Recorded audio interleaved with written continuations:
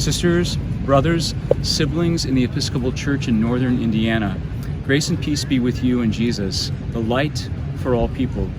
Greetings, friends. It's Saturday here at the Lambeth Conference. We're sort of moving toward the end of our time together here after 12 days. It's my pleasure and a profound opportunity to introduce you to Bishop Mark Edington, who serves as the Episcopal Bishop for the Episcopal Convocation of Churches in Europe.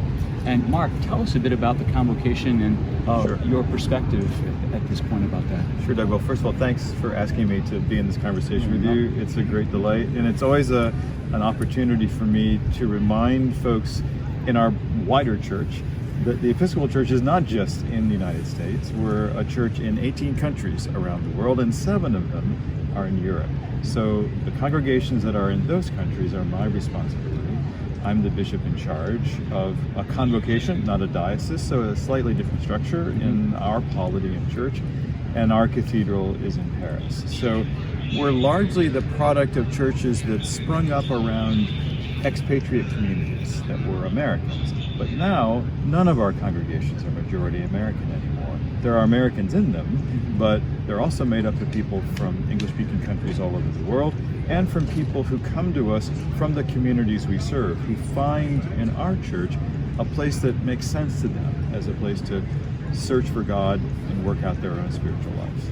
That's wonderful. And how long have you been the bishop in this convocation? Yeah, I was consecrated on the 6th of April of 2019. So I had just sort of figured out my new job when COVID came. And then I had another job to figure out, as many of us did. Yes. And now, sadly, I have yet a third job to figure out, which is how to be a bishop for churches that are in a zone very close to war.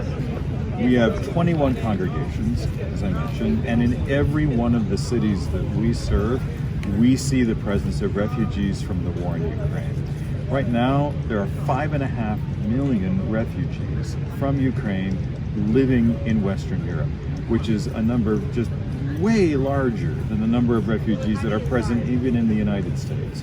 So we see that in all of our congregations, and all of our congregations are trying to respond in ways that are contextually appropriate to the needs of those most vulnerable people in their area. It's just amazing to think that this war has gone on since the middle of February. Yeah. And just the number of people who are impacted by it within the country itself. The folks are being pushed out of the country.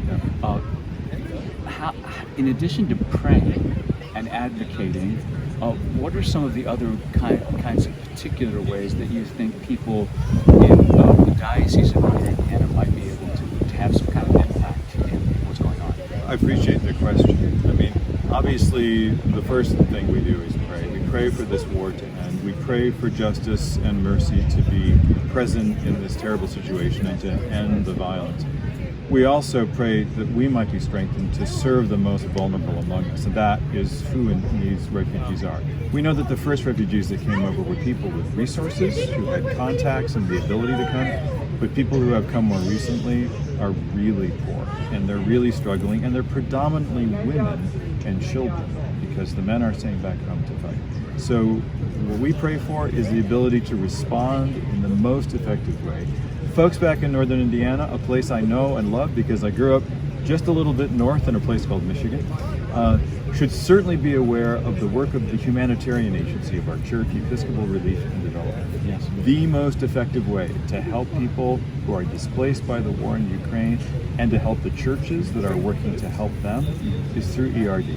Okay. I strongly encourage people to go on their website, episcopalrelief.org, to see what you can do and learn more about what's happening. Well, this is an important time for us to be together, and I didn't want to miss this opportunity to speak with you. We'd hoped to do that in March at the House of Bishops, and that didn't happen.